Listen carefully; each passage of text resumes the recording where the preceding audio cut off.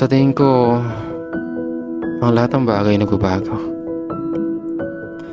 At totoong lahat ng bagay ay nagbabago. Totoong lahat ng ito. Ang lahat ng nakikita mo na dati nandyan pa, ngayon ay wala na. Hindi mo maiisip ang lahat ng ito. Sa una, okay lang. Ganito naman siguro nag-uumpisa ang lahat.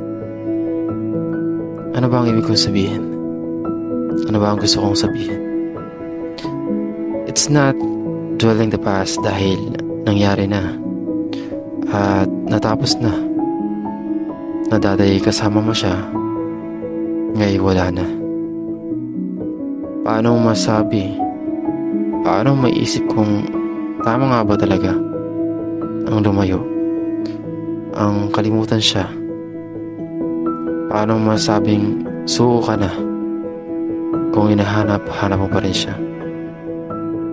Subukan mang magmahal at ibali ang atensyon sa iba. Hindi ko alam.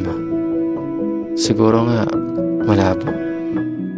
Malabo na magkabalikan pa kami dalawa. Sana lang may pangalawa pang pagkakataon.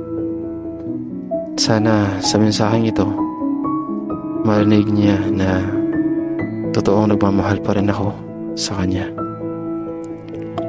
Ayoko pang sumuko sa ngayon, pero hindi ko alam. O baka nga tamang sabi ng iba na huwag na akong umasa. Marami dyan, baka nasa tabi-tabi lang. Pero hindi ko pa alam sa ngayon.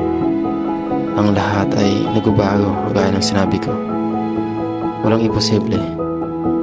O para sa karamihan siguro malabo. Imposible. Pero sa Panginoon, walang imposible. Magtiwala ka lang.